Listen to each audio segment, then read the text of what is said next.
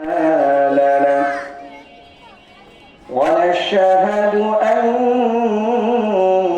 سيدنا ومولانا محمدا عبد الله ورسوله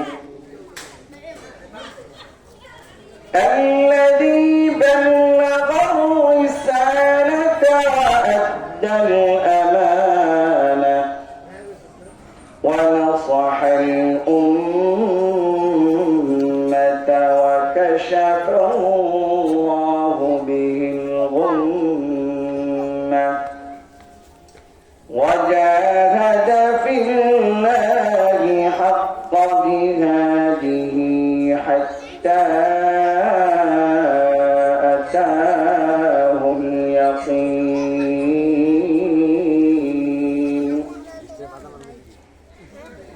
فصلاة الله وسلامه عليه وعلى آله وصحبه وتابعيه ومن تبعهم بإحسان إلى يوم الدين.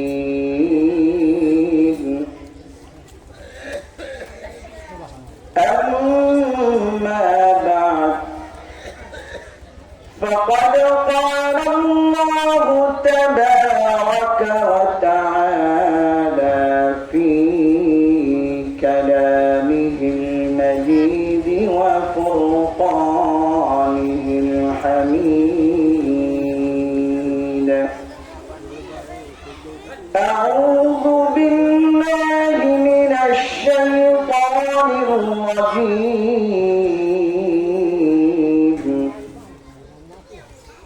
بسم الله الرحمن الرحيم.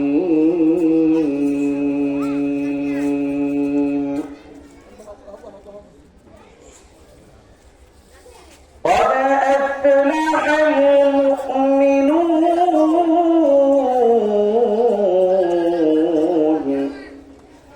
الذين هم في صلاتهم خاشعون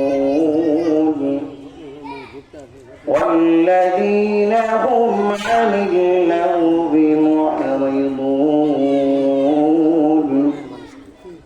والذين هم للزكاة فاعلون والذين هم لفروجهم حافظون إلا على أزواجهم أو ما ملكت أيمانهم فإنهم غير ملومين.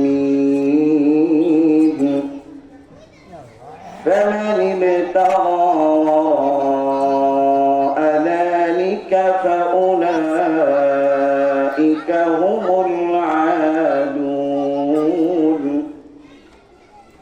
والذين هم لأماناتهم وعهدهم راعون والذين هم على صلواتهم يحافظون أولئك هم الوارثون الذين يرثون الفردوس هم فيها خالدون.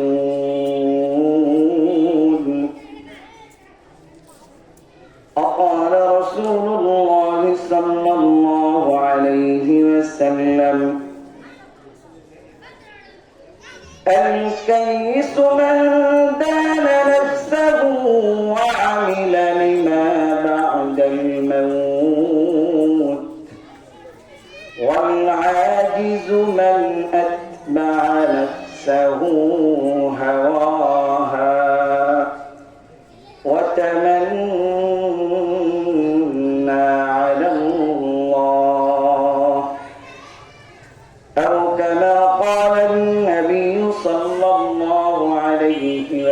وسلم سبحانك لا علم لنا إلا ما علمتنا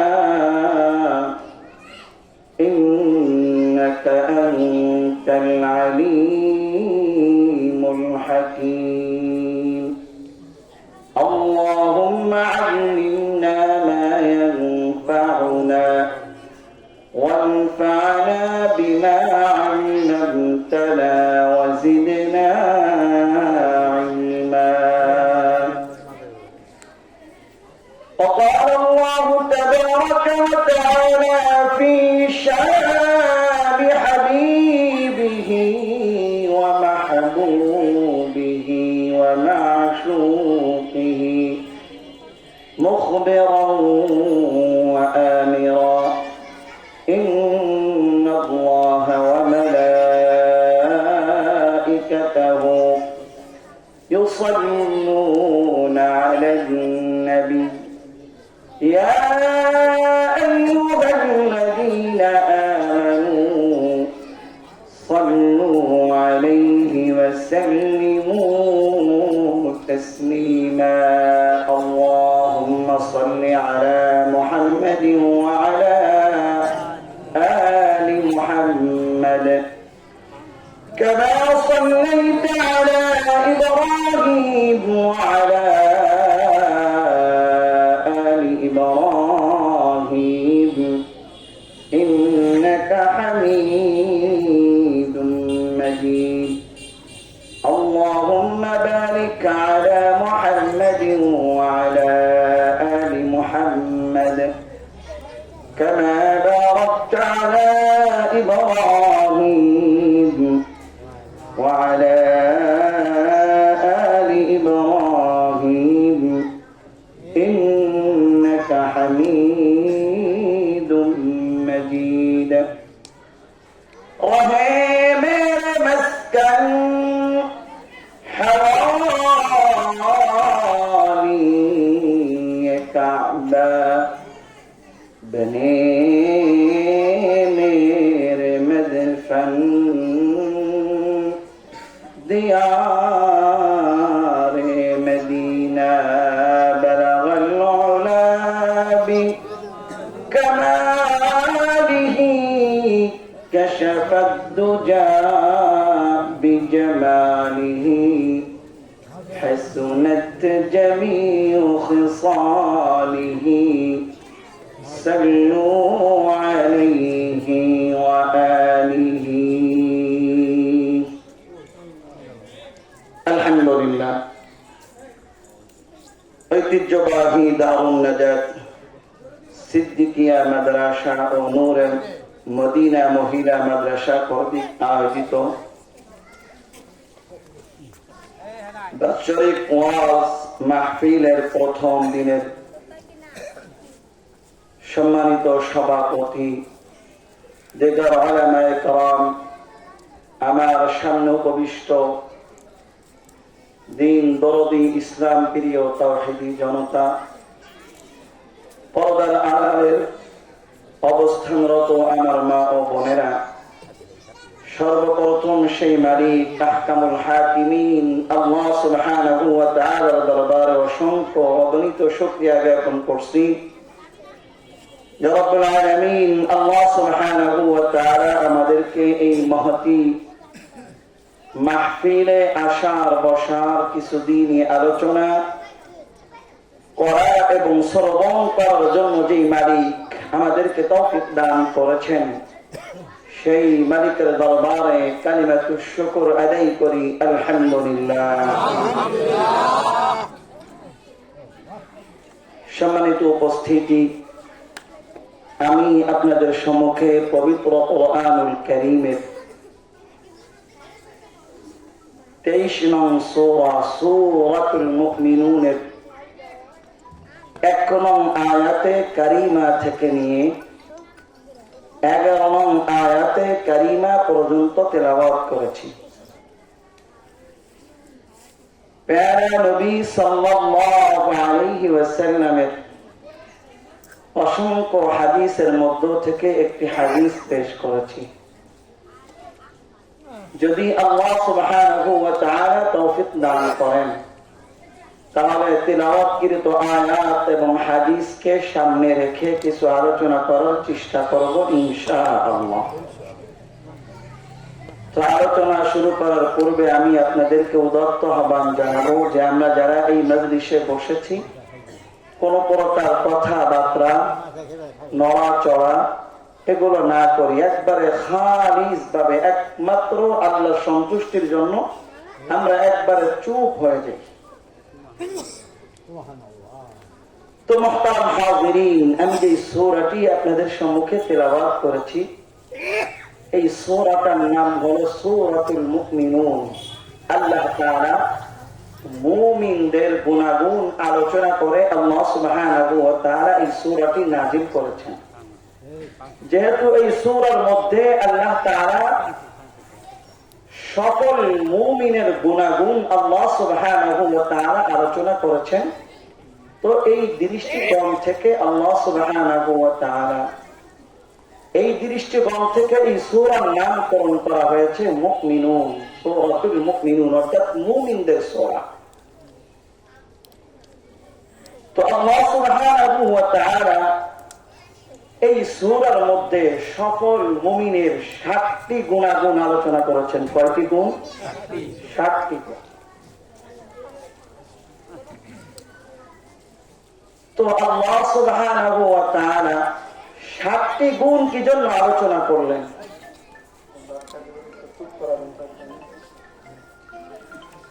আল্লাহ তাআলা কি জন্য ৭টি গুণ আলোচনা করলেন? কম বেশিও তো করতে পারতেন, ৭টি গুণ কি জন্য বললেন? এর কারণ হলো যে আল্লাহ সুবহানাহু ওয়া তাআলা মানুষকে যে সৃজন করেছেন, মানব জাতিকে যে আল্লাহ সুবহানাহু ওয়া তাআলা সৃজন করেছেন, একজন পূর্ণাঙ্গ মানুষকে আল্লাহ সুবহানাহু ওয়া তাআলা ৭টি স্তরে সৃজন করেছেন। কয়টি স্তর? ৭টি। এক এক স্তর থেকে নিয়ে ৭ স্তর হয়ে যাওয়ার পরে আমি আপনি একজন পূর্ণাঙ্গ মানুষ হয়েছি। তো যেহেতু আল্লাহ সুবহানাহু ওয়া তাআলা একজন মানুষকে ৭টি স্তরে আল্লাহ সুবহানাহু ওয়া তাআলা সৃজন করেছেন, সুতরাং সকল মুমিনের গুনাহগুণ আল্লাহ সুবহানাহু ওয়া তাআলা ৭টি গুণ আলোচনা করেছেন। যদি কোন আল্লাহর বান্দা এবং বান্দি এই ৭টি গুণ তার জীবনে বাস্তবায়িত করতে পারে, এই ৭টি গুণে যদি কোন আল্লাহর বান্দা এবং বান্দি গুণান্বিত হতে পারে, তো আল্লাহ সুবহানাহু ওয়া তাআলা বলেন আমার ওই বান্দা এবং বান্দি জান্নাতুল ফিরদাউসের মালিক হয়ে যাবে। তো প্রিয় হাজিরিন, চলুন আমরা দেখি আল্লাহ সুবহানাহু ওয়া তাআলা মানুষকে যে আল্লাহ সুবহানাহু ওয়া তাআলা ৭টি স্তরে সৃজন করলেন, সেই ৭টি স্তর কি কি? আল্লাহ সুবহানাহু ওয়া তাআলা বলেন ওয়ালাকাদ খালাকনাল ইনসানা মিন সুলালাতিন মিন তিন। আল্লাহ সুবহানাহু ওয়া তাআলা বলেন আমি মানুষদেরকে সৃজন করেছি মিন সুলালাতিন মিন তিন, মাটির সার অংশ থেকে, সার নির্যাস থেকে আমি আল্লাহ সুবহানাহু ওয়া তাআলা মানুষকে সৃজন করেছি। দেখেন না, আমাদের আদি পিতা হযরত আদম আলাইহিস সালাতু ওয়াস সালাম কে আল্লাহ সুবহানাহু ওয়া তাআলা পুরো বিশ্বের মাটির সার অংশ থেকে আল্লাহ সুবহানাহু ওয়া তাআলা সৃজন করেছেন। তো আল্লাহ সুবহানাহু ওয়া তাআলা বলেন মানব জাতিকে আমি মাটির সার অংশ থেকে সৃজন করেছি। এর আরেকটা ব্যাখ্যা হলো যে আমি আপনি যে খাবার গুলো খাই, এগুলো সব মাটি থেকে উৎপন্ন হয়। এই মাটি দ্বারা ধান বলেন, চাউল বলেন, শাক সবজি বলেন, ফলমূল যা কিছু বলেন না কেন, এগুলো সব মাটি থেকে উৎপাদন হয়, উৎপন্ন হয়। এই ফলমূল খাওয়ার পরে আমার আপনার শরীরের মধ্যে নুতফা অর্থাৎ বীর্য নামে একটা পদার্থ হয়। ওই পদার্থ থেকে আল্লাহ সুবহানাহু ওয়া তাআলা আমাকে আপনাকে সৃজন করেছেন। তো এই বীর্যটা মূলত এই খাদ্য খাবার থেকে আসে, আর খাদ্য খাবার মাটির নির্যাস থেকে উৎপন্ন হয়, মাটি থেকে উৎপাদন হয়। এজন্য আল্লাহ সুবহানাহু ওয়া তাআলা বলেন, ওয়ালাকাদ খালাকনাল ইনসানা মিন সুলালাতিন মিন তিন। আমি মানুষকে মাটির সার নির্যাস থেকে সৃজন করেছি। এরপরে আল্লাহ সুবহানাহু ওয়া তাআলা বলেন, সুম্মা জাআলনাহু নুতফাতান ফি ক্বারারিন মাকিন। আল্লাহ সুবহানাহু ওয়া তাআলা বলেন, এরপরে এই মাটির নির্যাস থেকে যে জিনিসটা এসেছে এইটাকে আমি নুতফা অর্থাৎ বীর্যতে রূপান্তরিত করে ফি ক্বারারিন মাকিন, স্থির সুরক্ষিত একটা জায়গায় আমি আল্লাহ সুবহানাহু ওয়া তাআলা এইটাকে নুতফা রূপে বীর্য রূপে প্রতিস্থাপন করেছি, রেখেছি। আল্লাহ সুবহানাহু ওয়া তাআলা পুরুষ এবং মহিলা থেকে যে বীর্যটা বের হয়, আল্লাহ সুবহানাহু ওয়া তাআলা মায়ের রেহেমের মধ্যে একেবারে সংরক্ষিত স্থানের মধ্যে আল্লাহ তাআলা রেখেছেন। সে কথাই বলেন, সুম্মা জাআলনাহু নুতফাতান ফি ক্বারারিন মাকিন। তাহলে এক নাম্বার মাটির সার নির্যাস, মাটির সার নির্যাসকে দুই নম্বরে আল্লাহ সুবহানাহু ওয়া তাআলা বীর্যতে রূপান্তরিত করলেন।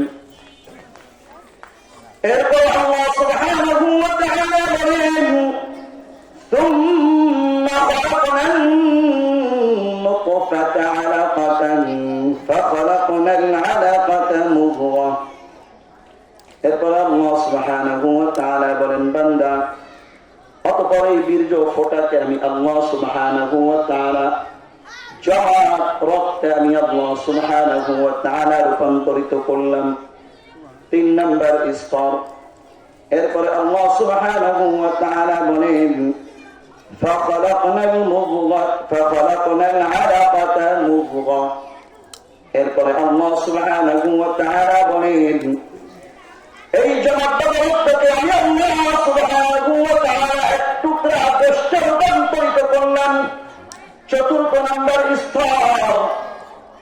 এরপরে আল্লাহ সুবহানাহু ওয়া তাআলা বলেন, ফাখালাকনাল মুদগাতা ইযামা। অতঃপর আমি আল্লাহ সুবহানাহু ওয়া তাআলা এই গোশত টুকরাকে আমি আল্লাহ সুবহানাহু ওয়া তাআলা হাড্ডিতে রূপান্তরিত করলাম। ওই গোশত টুকরা থেকে আল্লাহ সুবহানাহু ওয়া তাআলা আমার আপনার পুরো বডিকে আল্লাহ তাআলা বানিয়েছেন। হাড্ডি দ্বারা আল্লাহ তাআলা পুরো বডির কাঠামো আল্লাহ তাআলা সৃজন করলেন। ষষ্ঠ স্তর আল্লাহ সুবহানাহু ওয়া তাআলা বলেন,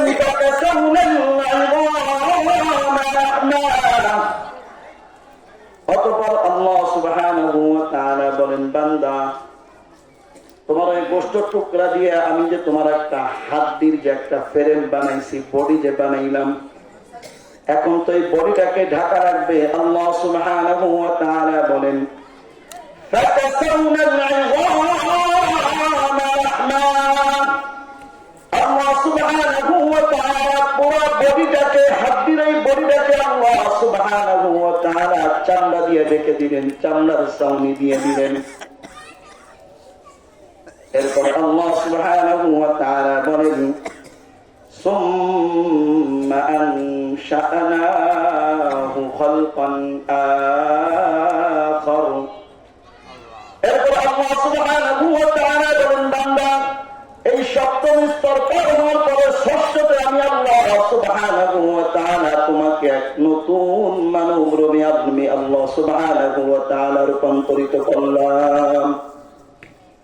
সেই এক ফোঁটা বীর্যকে আল্লাহ সুবহানাহু ওয়া তাআলা স্তর বাই স্তর, স্তর বাই স্তর বানিয়ে সুম্মা আনশা'নাহু খালকান আখার। এরপরে আল্লাহ সুবহানাহু ওয়া তাআলা আমি আল আমিন আব্দুর রহমান আব্দুল্লাহ আমরা এই আকৃতিতে আল্লাহ সুবহানাহু ওয়া তাআলা আমাদেরকে বানাইলেন। কয় স্তরে আল্লাহ তাআলা আমাদেরকে সৃজন করেছেন? 7 স্তর। প্রত্যেক স্তরে আল্লাহ তাআলা 40 দিন করে মানুষকে রেখেছেন। এবার আল্লাহ সুবহানাহু ওয়া তাআলা বলেন, ফাতাবারাকাল্লাহু আহসানুল খালিকিন। আল্লাহু আকবার। আল্লাহ সুবহানাহু ওয়া তাআলা ফাতাবারাকাল্লাহু আহসানুল খালিকিন। কতই উত্তম সৃষ্টিকারী আল্লাহ, কতই না বরকতময়, কতই না মহামহিয়ান, যিনি একবারে অস্তিত্বহীনতা থেকে আমি আল্লাহ সুবহানাহু ওয়া তাআলা, আল্লাহ তাআলা বলেন আমি আল্লাহ সুবহানাহু ওয়া তাআলা অস্তিত্বহীনতা থেকে তোমাদেরকে অস্তিত্ব দান করেছি। তার এবার আমরা জানলাম যে আমরা 7 স্তরে পরিপূর্ণ পূর্ণাঙ্গ মানুষে রূপান্তরিত হয়েছি। এই 7 স্তরের জন্য আল্লাহ সুবহানাহু ওয়া তাআলা 7টি গুণ আল্লাহ সুবহানাহু ওয়া তাআলা বর্ণনা করেছেন। 1 নাম্বার গুণ আল্লাহ সুবহানাহু ওয়া তাআলা বলেন, ক্বাদ আফলাহাল মুমিনুন। আল্লাহ সুবহানাহু ওয়া তাআলা বলেন নিশ্চয় মুমিনগণ সফল কাম হয়ে গিয়েছে, নিশ্চয়ই মুমিনগণ সফল কাম হয়ে গিয়েছে। তাহলে আয়াত দ্বারা বুঝতে পারলাম এই দুনিয়ার বুকে মুমিন ছাড়া যত জাতি আছে সকলেই ব্যর্থ, একমাত্র সফল কারা? জোরে বলেন কারা? একমাত্র সফল কারা? মুমিন। সুতরাং মুমিন ছাড়া যেই যাক না কেন, যত বড় ধনাত্ম ব্যক্তি হোক না কেন, যত বড় প্রতিপত্তিশালী হোক না কেন, যদি মুমিন না হয় তার প্রথম স্থানটাই কিসে ফেল। এবার আল্লাহ সুবহানাহু ওয়া তাআলা বলেন কোন মুমিন সফল কাম হয়ে গিয়েছে। এবার আল্লাহ সুবহানাহু ওয়া তাআলা ধারাবাহিকভাবে 7টি গুণ আলোচনা করেছেন। 1 নম্বর গুণ আল্লাযীনা হুম ফী সালাতিহিম খাশিউন। আল্লাহ তাআলা বলেন সব মুমিন পূর্ণাঙ্গ সফল কাম না। মুমিন কিন্তু নামাজ পড়ে না, রোজা রাখে না, হারাম মানে না, ওই মুমিন সফল কাম না। আমাদের সমাজে অনেকে দেখবেন নামাজ পড়ে না, আবার দাবি করে হুজুর নামাজ না পড়লে কি হবে, আমার ঈমান কি আছে? ঠিক আছে, আমার মারাত্মক ঈমান। ওই যে পাগল হলে কি হবে, মাথা কি আছে? ঠিক আছে, সেই দশা। তো আল্লাহ তাআলা বলেন এই মুমিন সফল কাম আল্লাযীনা হুম ফী সালাতিহিম খাশিউন, যারা তাদের নামাজের মধ্যে বিনয়ী। যে মুমিন খুশু খুজুর সহিত একবারে বিনম্রতার সহিত আল্লাহ তাআলাকে হাজির নাজির জেনে একবারে নিজের হাস্তিকে একবারে মিটাই দেয়। मिटा दो अपना हस्ती को, गर कुछ मर्तबा चाहो तो, के दाना खाकों में गुरु गुलजर होता है, के दाना खाकों में मिलकर गुरु गुलजर होता है। যদি আমার কোনো কিছু অর্জন করতে হয় তাহলে আমার মধ্যে যে অহংকার অহমিকা আছে, আমিত্ব আছে, আমি একজন হামচুনিমান ডাঙ্গরনিস্ট, আমাদের অবস্থা তাই। কিছু মানুষ দেখবেন মসজিদে গেলে এমন একটা হেদান দেখান যে আমার চাইতে শেয়ার আল্লাহর দুনিয়ায় আর কেউ নাই। আমি মসজিদের সভাপতি, আমি এলাকার চেয়ারম্যান, আমি সেক্রেটারি, আমি কেশিয়ার, আমার চেয়ে বড় কেটা আছে, আমি এলাকার সবচেয়ে বড় মাতব্বর। মসজিদে যাই এই দেখবেন এই যে হামচুনিমান ডাঙ্গরনিস্ট, যে আমার চাইতে শেয়ার আর কেউ নাই। এই শেয়ারাগেরি আল্লাহর ঘরে চলবে না, বরং নামাজ পড়তে হবে খাশিউন আই মুতাযাল্লিলুন, একবারে বিনয়। ইবাদত কাকে বলে? ইবাদত হলো আল্লাহ তাআলার সামনে একবারে চূড়ান্ত বিনয় প্রকাশ করাকে ইবাদত বলা হয়। দেখেন না, সালাতে যাই, আমরা যে নামাজ পড়তে যাই কি করি? প্রথমে হাত কান পর্যন্ত উঠাই, মানে কি? আল্লাহ আমি আপনার সামনে আত্মসমর্পণ করলাম। দেখেন না, পুলিশে বা কোনো কিছু যখন মানুষকে ধরে সাথে সাথে কি করে? হাতুস করে, তার মানে কি? আমি সারেন্ডার আপনার কাছে। তাহলে আপনি যে কান পর্যন্ত হাতটা উঠাইলেন, আপনি আমার আমি এরপরে বান্দা স্টেপ বাই স্টেপ রুকুতে যায়, আরো আল্লাহর কাছে নত হয়। সিজদায় যখন যায় আরো নত হয়। আল্লাহ তাআলা বলেন, আল্লাহর নবী সাল্লাল্লাহু আলাইহি ওয়াসাল্লাম বলেন যে বান্দা যখন সিজদায় যায় তখন বান্দা আল্লাহর সবচেয়ে নিকটবর্তী হয়ে যায়। ফাকসিরু ফীহা দুআ, ফাকসিরু ফীহা দুআ।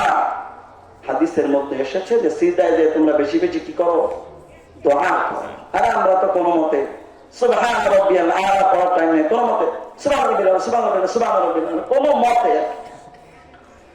তো সকল মুমিনের এক নম্বর গুণ হলো আল্লাযীনা হুম ফী সালাতিহিম খাশিউন, নামাজের মধ্যে বিনয়ী যারা। সকল মুমিনের দুই নম্বর গুণ হলো ওয়াল্লাযীনা হুম আনিন নাগবি মুরিদুন, সকল মুমিন তারা অনর্থক কাজ কর্ম থেকে বিরত থাকে যারা। যে সকল মুমিন লাগবো যেই কাজের মধ্যে দুনিয়া এবং আখিরাত কোনো ফায়দা নাই, ওই সমস্ত কাজ কর্ম থেকে যে সমস্ত মুমিন বিরত থাকে তারাই সফল কাম। বর্তমান সময় এটা অনেক কঠিন ব্যাপার। আমরা প্রত্যেকেই মোবাইল ফেসবুকের পরে ঘন্টার পর ঘন্টা কি বলেন সময় নষ্ট করি না? চা খেতে গেলে চার দোকানে টিভি সেট করা থাকে। আজকাল আমাদের দেশে চার দোকান মানে ছোটখাটো একটা সিনেমা হল বললেই চলে, কি বলেন ঠিক কিনা? অথচ দেখেন ব্যবসা এটা কিন্তু হারাম ছিল, সেই ব্যবসাটাকে হারাম বানিয়ে ফেলেছে না জানেন গাছ বাজনার কারণে। তো সমস্ত অনর্থক কাজকর্ম থেকে বিরত থাকতে হবে। 3 নম্বর গুণ আল্লাহ সুবহানাহু ওয়া তাআলা বলেন ওয়াল্লাযীনা হুম লিয-যাকাতি ফাইলুন, সকল মুমিন তারা আত্মশুদ্ধি করে যারা অথবা যাকাত আদায় করে যারা। আল্লাহ সুবহানাহু ওয়া তাআলা যাদেরকে যাকাত পরিমাণ অর্থ দিয়েছেন তারা তাদের যাকাত কে আদায় করে, ঠিক মতো যাকাত আদায় করে। অথবা আল্লাযীনা হুম লিয-যাকাতি ফাইলুন, এখানে যাকাত তারা আত্মশুদ্ধি উদ্দেশ্য, অর্থাৎ তার নিজের নফসকে, তার নিজের নফসের ভিতরে লোভ লালসা হিংসা বিদ্বেষ যেগুলো আছে, বিভিন্ন গুনাহের যে খাসলাত আছে, এই খাসলাত থেকে নিজের আত্মাকে নফসকে যারা পবিত্র করে। খাঁটি মুমিনের 4 নম্বর গুণ ওয়াল্লাযীনা হুম লিফুরুজিহিম হাফিযুন, খাঁটি মুমিন তারা লজ্জাস্থানের হেফাজত করে যারা। আল্লাহর বান্দা বান্দিরা বর্তমান সময়টা অনেক বড় কঠিন। আজকাল চারিদিকে জিনা ব্যভিচারের সয়লাব আর সয়লাব। নবী সাল্লাল্লাহু আলাইহি ওয়াসাল্লাম বলেন, ও আমার উম্মত, যদি তোমরা দুইটা জিনিসের জিম্মাদারি আমি মুহাম্মদুর রাসূলুল্লাহ সাল্লাল্লাহু আলাইহি ওয়াসাল্লামকে দিতে পারো, আমি মুহাম্মদুর রাসূলুল্লাহ সাল্লাল্লাহু আলাইহি ওয়াসাল্লাম তার জান্নাতের জিম্মাদার হয়ে যাব। কয় জিনিসের জিম্মাদারি? 2। আপনি যদি আল্লাহর নবীকে 2টা জিনিসের জিম্মাদারি দিতে পারেন যে আমি এই 2 অঙ্গকে হেফাজত করব, অযথা কাজে ব্যয় করব না, ফাহশা কাজে ব্যয় করব না। মুহাম্মদ আরবি সাল্লাল্লাহু আলাইহি ওয়াসাল্লাম বলেন, বান্দা আমি তোমার জান্নাতের জিম্মাদার হয়ে যাব। 2 গুণ কি? আল্লাহ নবী সাল্লাল্লাহু আলাইহি ওয়াসাল্লাম বলেন, মান ইয়াদমান লি মা বাইনা লাহইহি ওয়া মা বাইনা রিজলাইহি আযমান লাহুল জান্নাহ। মান ইয়াদমান লি মা বাইনা লাহইহি, আমার যে উম্মত 2 রানের মাঝখানে যে অঙ্গটা থাকে অর্থাৎ লজ্জা স্থান, মা বাইনা লাহইহি 2 চলের মধ্যবর্তী যে অঙ্গ যেটা থাকে অর্থাৎ জিহ্বা, ওয়া মা বাইনা রিজলাইহি 2 পায়ের মাঝখানে যে অঙ্গটা অর্থাৎ লজ্জা স্থান, এই 2 অঙ্গকে আমার যেই বান্দা, আমার যেই উম্মত এই 2 অঙ্গকে যারা হেফাজত করবে, আমি মুহাম্মদুর রাসূলুল্লাহ সাল্লাল্লাহু আলাইহি আলাইহি ওয়াসাল্লাম তার জান্নাতের জিম্মাদার হয়ে গেলেন। এজন্য প্যারা হাজিরিন, এই দুই জঙ্গল হেফাজত করতে হবে। বর্তমান চারিদিকে জিনা আর জিনা, গীবাত, শিকায়েত, পরনিন্দা, গালি গালাজ, কোনো কিছুই করা যাবে না যদি এই দুই জিনিসের জিম্মাদারি আপনি দিতে পারেন। জান্নাতের জিম্মাদার কে? মুহাম্মাদুর রাসূলুল্লাহ সাল্লাল্লাহু আলাইহি ওয়াসাল্লাম। এরপর আল্লাহর নবী সাল্লাল্লাহু সুবহানাহু ওয়া তাআলা বলেন, তবে ইন্না আলা আজওয়াজিহিম মা মালাকাত আইমানুহুম ওয়া ইন্নাহুম গায়রু মালুমিন। তবে এই রব্বের স্থানকে যদি আপন স্ত্রী এবং মালিকানা মুক্ত দাসীদের ক্ষেত্রে ব্যবহার করে তাহলে সে তিরস্কৃত হবে না। তাহলে এতে তার কোনো অন্যায় অপরাধ হবে না, তার এটা তিরস্কৃত হবে না। যদি কোন আল্লাহর বান্দা বান্দি স্বামী স্ত্রী ব্যতীত অন্য কোন পন্থা প্রবেশ করে, অন্য কোন পন্থা তার যৌন কামনা বাসনা চরিতার্থ করে, পুরা করে, তো আল্লাহ সুবহানাহু ওয়া তাআলা বলেন, ফামান ইবতাগা ওয়ারা'a যালিক ফাউলাইকা হুমুল আদুন। তাহলে সে সীমালঙ্ঘনকারী হিসেবে বিবেচিত হবে। প্যারা হাজিরিন, বর্তমান আমাদের এই মোবাইলের যুগ। মোবাইল একবার আমাদের এই জাতিকে একবারে ধ্বংস করে দিয়েছে। মোবাইল হওয়ার কারণে কি পরিমাণ যে জিনা ব্যভিচার বেড়েছে। সুতরাং কোন প্রকার স্বামী স্ত্রীর বৈধ সম্পর্ক ব্যতীত অন্য কোনো ভাবে যৌন উত্তেজনা, কামনা বাসনা এইটা পুরা করা যাবে না, যেভাবেই হোক, চাই পুরুষে পুরুষে হোক। নাউযুবিল্লাহ। বর্তমান আমাদের সমাজে দেখবেন, আমাদের দেশে বর্তমান আন্দোলন চালু হয়েছে ট্রান্সজেন্ডার, লিঙ্গ পরিবর্তন। অর্থাৎ একজন পুরুষ সে নিজেকে মহিলা দাবি করবে, তাকে স্বীকৃতি দিতে হবে, হ্যাঁ সে মহিলা, তার অঙ্গ ঠিক থাকবে, কিন্তু সে নিজের মহিলা মনে করবে, আপনি তারা কি ধরবেন যে মহিলা। তখন সে কি করবে? এক পুরুষ তাকে বিবাহ করতে পারবে। এই আন্দোলন চলতেছে, বলেন নাউযুবিল্লাহ।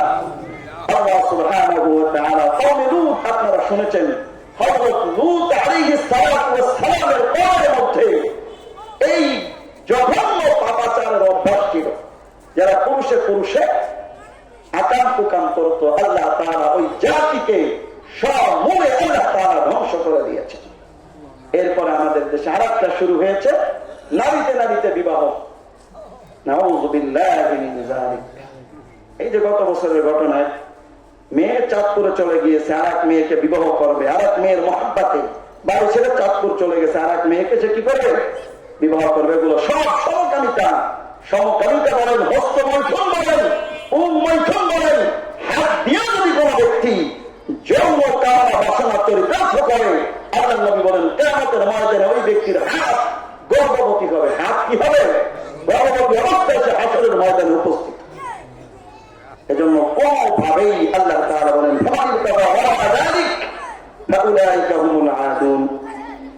এরপর আল্লাহ সুবহানাহু ওয়া তাআলা বলেন, ওয়াল্লাযীনা হুম লিআমানাতিহিম ওয়া আহদিহিম রাউন। আল্লাহ সুবহানাহু ওয়া তাআলা বলেন, সকল মুমিনের পঞ্চম গুণ হলো ওয়াল্লাযীনা হুম লিআমানাতিহিম ওয়া আহদিহিম রাউন। যে সকল মুমিন তারা আমানতের হেফাজত করে। যারা আমানত, এটা টাকা পয়সা হতে পারে, কথার আমানত হতে পারে। আপনার কাছে একজনে 10,000 টাকা রেখেছে, আমানত, আপনার ওই টাকা থেকে অন্য কোন ব্যক্তিকে ভাঙতি দেওয়াও কি নাই জায়েজ। এটা হচ্ছে আমানতের হুকুম। একজন ব্যক্তি আপনাকে গোপন একটা কথা বলেছে, এই কথাটাও অন্যের কাছে যদি আপনি বলেন, এটাও আমানতের কি খেয়ানত। আপনার একটা কথা বলেছে, এই কথাও কি করা যাবে না, অন্যের কাছে ফাঁস করা যাবে না। আমানত বলাই মুখ দিয়া, কিন্তু বলার সময় দেখছে এদিকে ওদিকে কেউ আছে কি না, এরকম দেখে আপনারা বলছে, এটা দ্বারাই কি হবে? আমানত সাব্যস্ত হবে। বিশেষ করে মা বোনদের ভিতরে এই খেয়ালটা বেশি, তাদের পেটে কথা পচে না। একজনের কথা একজনের কাছে না বলতে পারলে পেটের ভাতই হজম হয় না। এজন্য খবরদার, আমানতের খেয়ালত এটা মুনাফিকের আলামত। কারণ আল্লাহ নবী সাল্লাল্লাহু আলাইহি ওয়াসাল্লাম বলেন, আয়াতুল মুনাফিকি সালাসা, মুনাফিকের আলামত তিনটি। ইদা হাদ্দাসা কাযাবা, মুনাফিক যখন কথা বলে কথায় কথায় মিথ্যা কথা বলে। ওয়া ইদা তুমিনা ওয়া ইদা ওয়াদা খালাফা, মুনাফিক ওয়াদা দিয়া ওয়াদা ভঙ্গ করে। 3 নাম্বার হলো ওয়া ইদা তুমিনা খানা, মুনাফিকের কাছে যখন কোন আমানত হয় মুনাফিক সেই আমানতের খিয়ানত করে। আর হাদিসের মধ্যে আছে ওয়া ইদা খাসামা ফাজারা, মুনাফিকের আরেকটা আলামত হলো যখন মুনাফিক রাগ হয় তখন অকথ্য ভাষায় গালিগালাজ করে। এই গালিগালাজ করা এটাও মুনাফিকের গুণ। এই গুণটা আমাদের অনেকের মধ্যেই আছে, কথায় কথায় গালিগালাজ করে। কিছু মাতব্বর আছে সমাজে, যদি বড় গালি না দেয় তাহলে তার মাতব্বরির ভার প্রকাশ পায় না। দেখবেন সালিশ বিচারে এমন গালি দিছে নাউযুবিল্লাহ, ওইটা দিয়ে সে তার মাতব্বরি জোগাড় করে। আমি কত বড় মাতব্বর দেয়, যে যত বড় গালি দিতে পারে সে কি তত বড় মাতব্বর, ও তত বড় মুনাফিক। এরপর আল্লাহ সুবহানাহু ওয়া তাআলা বলেন ওয়াহদিহিম রাউন, খাঁটি সফল মুমিন তারা ওয়াদা রক্ষা করে যারা। আপনি একজনের সাথে ওয়াদা দিয়েছেন অমুক কাজটা করে দিবেন, বা অমুক তারিখ তার কাছে যাবেন, বা অমুক জায়গা তার সাথে দেখা করবেন অমুক সময়। এই যে ওয়াদা দিয়েছেন, এই ওয়াদা এটাও কি একটা আমানত। এই ওয়াদা রক্ষা করতে হবে, ওয়াদা খিলাফি করা এটাও একটা কবিরা গুনাহ। হাদিসের ভিতরে আছে আল-ইদাতু দাইনুন, ওয়াদা এটা একটা ঋণ। ঋণ যেমন পরিশোধ করা জরুরি, ওয়াদা রক্ষা করাও কি জরুরি। তো সকল মুমিনের শ্রেষ্ঠ নাম্বার গুণ হলো মুমিন যখন ওয়াদা করবে তার ওয়াদাকে রক্ষা করবে।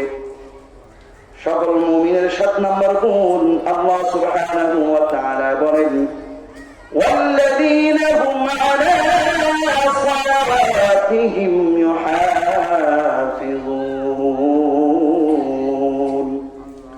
সকল মুমিন তারা নামাজের পাবন্দি করে যারা। সকল মুমিনের 7 নাম্বার গুণ কি? যে সকল মুমিন, প্রকৃত মুমিন হল ওই ব্যক্তি যে তার নামাজের হেফাজত করে, অর্থাৎ নামাজকে যথা অর্থে নামাজের সুন্নাত মুস্তাহাব ওয়াজিব সব কিছুকে ঠিক রেখে যথাযথভাবে পালন করে। এমন না যোহর নামাজ আসরের সময়। আমাদের অনেক আল্লাহর বান্দাদের ভিতরে এই গুণ আছে, অনেক আল্লাহর বান্দীদের মধ্যে এই গুণটা আছে যে ফসলের সিজন হইলে ওখানে যোহরের নামাজ আর আসরের নামাজ একবারে যে গোসল টোসল করে কোথায় যে পড়ে, মাগরিবে যে পড়ে। আর আমাদের দেশের মানুষ মনে করে যে গোসল ছাড়া নামাজ হয় না। এটা একটা ভুল ধারণা। যদি আপনার পরে গোসল ফরজ না হয় তাহলে আপনার গোসল করার কোনো দরকার নাই। এটা ওয়াজিব না, সুন্নাত না, মুস্তাহাব না। আপনি খেতে কাজ করতেছেন, কোন মতে গায়ে খেতা কোদা লাগছে, ওই জায়গাটা ধুয়ে সুন্দর করে আলির পরে নামাজ পড়ে আবার কাজে লেগে যাবেন। আপনার গোসল করার কি নাই, দরকার নাই। তো আল্লাহ সুবহানাহু ওয়া তাআলা বলেন সকল মুমিন হলো তারা নামাজের পাবন্দি করে যারা। ইয়া হাযিরিন, নামাজ এটা এমন একটা ইবাদত। আল্লাহর নবী সাল্লাল্লাহু আলাইহি ওয়াসাল্লাম বলেন আল ফারকু বাইনাল মুমিনি ওয়াল কাফির তারকুস সালাহ, একজন মুমিন এবং কাফেরের মাঝে পার্থক্য হলো সালাত ত্যাগ করা। বাহ্যিক পার্থক্য, ঈমান এটা তো তোমার জিনিস, কিন্তু বাহ্যিক পার্থক্য মুমিন সে সালাত আদায় করে, আর যে মুমিন না সে সালাত আদায় করে না। আমাদের দেশের মানুষ মনে করে নিয়েছে নামাজ না পড়লে কিছু হয় না। অনেক ইমামদের ফতোয়া, অধিকাংশ ইমামের ফতোয়া, যদি কোনো ব্যক্তি অবজ্ঞা করে সালাত ত্যাগ করেছে কাফের হয়ে যায়। মান তারাকা সালাতা মুতাআম্মিদা ফাকাদ কাফার, যে ইচ্ছাকৃত ভাবে সালাত ত্যাগ করে দেয় সে কি হয়ে যায়, কাফের হয়ে যায়। এটা অনেক ইমামদের এই মাযহাব, হাদিসের কথা। এজন্য কি বলেন, নামাজ ছাড়া যাবে? বলেন নামাজ ছাড়া যাবে? বলেন। এবার যদি এই 7 গুণ পায়, গুণ 7 গুণ, এই 7 গুণে যদি কোন আল্লাহর বান্দা এবং বান্দী গুণান্বিত হয় তাহলে তার পুরস্কার কি? আল্লাহ সুবহানাহু ওয়া তাআলা বলেন বান্দা, ও আমার বান্দা, তোমাকে আমি 7টি স্তরে সৃজন করলাম। এই 7টি গুণ যদি তুমি অর্জন করবে বান্দা, উলাইকা হুমুল ওয়ারিসুন। আল্লাহ সুবহানাহু ওয়া তাআলা বলেন, যারা এই 7 গুণে গুণান্বিত তারাই একমাত্র উলাইকা হুমুল ওয়ারিসুন আল্লাযীনা ইয়ারিসুনাল ফিরদাউস। যারা এই 7 গুণে গুণান্বিত হবে তারা জান্নাতুল ফিরদাউসের উত্তরাধিকারী হবে। হুম ফিহা খালিদুন। আল্লাহ সুবহানাহু ওয়া তাআলা বলেন, বান্দা এই জান্নাতে যদি তুমি একবার প্রবেশ করো, আবাদুল আবাদ, তোমার আর কোনদিন এই জান্নাত থেকে বের হওয়া লাগবে না। সুখ আর সুখ। কিয়ামতের দিন আল্লাহ সুবহানাহু ওয়া তাআলা মৃত্যুকে একটা দুম্বার আকৃতি দিয়ে আল্লাহ তাআলা জবাই করে দিবেন। আর কোন কি থাকবে না? মৃত্যু থাকবে না। আর জান্নাতের মধ্যে সবচাইতে শ্রেষ্ঠ জান্নাত কি? জান্নাতুল ফিরদাউস। এই যে 7টা গুণ, কি বলেন, এই 7টা গুণ অর্জন করতে আমাদের আলাদা কোনো মেহনত লাগবে? বলেন, কোনো টাকা পয়সা খরচ হবে আলাদা? যদি আমি আপনি শুধুমাত্র নিজের সব ইচ্ছা যদি থাকে, তাহলে আমি আপনি এই 7 গুণে গুণান্বিত হতে পারি।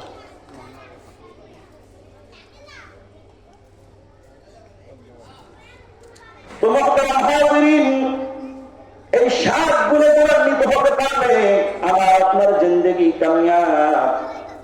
আর যদি আমি আপনি 7 গুণে গুণান্বিত না হতে পারি, তাহলে দুঃখের কোনো শেষ নাই। আল্লাহ সুবহানাহু ওয়া তাআলা বলেন, ইয়া আইয়ুহাল্লাযীনা আমানু তাকুল্লাহা হাক্কা তুকাতিহি ওয়া লা তামুতুন্না ইল্লা ওয়া আনতুম মুসলিমুন। আল্লাহ সুবহানাহু ওয়া তাআলা বলেন, হে মুমিনের দল, ইত্তাকুল্লাহা হাক্কা তুকাতিহি, তুমি আল্লাহ সুবহানাহু ওয়া তাআলাকে যথাযথ ভয় করো, যেরকম ভয় করা দরকার। আমার আপনার আল্লাহ এমন মালিক, এমন খালিক, যিনি সব জায়গা দেখেন। 7 তবক মাটির নিচেও যদি কোনো অন্ধকার রাত্রে কোনো পিপিলিকা হাঁটে, আল্লাহ তাআলা ওই পিপিলিকাও দেখেন, ওই পিপিলিকার পদধ্বনিও আল্লাহ তাআলা শুনেন। সুতরাং সেই মালিককে কিরকম ভাবে ভয় করা দরকার? বান্দা, তুমি যে গুনাহ করো,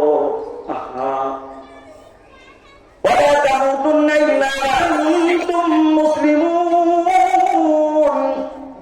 আল্লাহ সুবহানাহু ওয়া তাআলা বলেন, বান্দা খবরদার, খবরদার মৃত্যুবরণ করো না, ইল্লা ওয়া আনতুম মুসলিমুন, তবে পূর্ণাঙ্গ মুসলমান হয়ে, মুমিন হয়ে তারপরে মৃত্যুবরণ করো। পূর্ণাঙ্গ মুসলমান না হইলে কপালে দুঃখের কোনো কি নাই, শেষ নাই। বলেন, যে মালিক আমাকে আপনাকে কত আদর করে বানাইছেন, ওই যে আমার আপনার কি ছিল না? কোনো অস্তিত্ব ছিল না। সেই এক ফোঁটা বীর্য আল্লাহ তাআলা মাতৃগর্ভে রেখে ওখানে রক্তে পরিণত করলেন, সেইটারে গোশতে পরিণত করলেন। এরপরে আল্লাহ তাআলা তার ভিতরে রূহ দিয়া সেই মাতৃগর্ভের ভিতরে কত সুন্দর খাবার দাবার, অক্সিজেন, সব কিছুর ব্যবস্থা করলেন। এরপরে দুনিয়ার বুকে পাঠাইলেন। কত সুন্দর সুজলা সুফলা এই পৃথিবীকে আপনাকে উপহার দিলেন। এরপরে যদি আমি আপনি মালিকের গোলামি না করি, আল্লাহ সুবহানাহু ওয়া তাআলা বলেন, ইয়া আইয়ুহাল ইনসান মা গররাকা বিরাব্বিকাল কারীম। হে মানব সম্প্রদায়, মা গররাকা বিরাব্বিকাল কারীম, কোন জিনিস তোমাকে তোমার মালিক থেকে বিরত করলো? এই মহান মালিক থেকে তোমাদেরকে কে বিরত করলো? আল্লাযী খালাকাকা ফাসাওয়াকা ফাআদালাক, যে মহান মালিক তোমাকে সৃজন করেছেন যথাযথভাবে, সুন্দরভাবে আল্লাহ সুবহানাহু ওয়া তাআলা তোমাদেরকে সৃজন করেছেন। সেই মালিক থেকে কোন জিনিস তোমাদেরকে বিরত করলো? মুহতারাম হাজিরিন, যে আল্লাহ রিজিক খাই, যে আল্লাহর অক্সিজেন গ্রহণ করি, যে আল্লাহর জমিনে চলাফেরা করি, সেই মালিকের যদি নাফরমানি করি, তাহলে আমার আপনার চাইতে বড় নিমুখ হারাম আল্লাহর জমিনে আর কেউ নাই। কি বলেন, ঠিক কিনা? এজন্য প্যার হাজিরিন, আল্লাহর নাফরমানি করা যাবে না। আল্লাহর নাফরমানি করে কোন মাখলুকের আনুগত্য করা যায় নাই। সে যে হোক না কেন, বাবা হোক, মা হোক, আত্মীয় স্বজন হোক, নেতা হোক না কেন, আল্লাহর নাফরমানি করে কারো কথা মানা যাবে না। আল্লাহ সুবহানাহু ওয়া তাআলা আমাদেরকে আমাদের এই বাস্তবিক জীবনে আল্লাহ তাআলা সকল মুমিনের যে গুণাগুণগুলি আলোচনা করা হলো, আল্লাহ তাআলা আমাকে এবং আপনাদের সকলকে আমল করার তৌফিক দান করুন। আমিন। ওয়া আখির দাওয়ানা আলহামদুলিল্লাহি রাব্বিল আলামিন। আসসালামু আলাইকুম ওয়া রাহমাতুল্লাহি ওয়া বারাকাতুহু।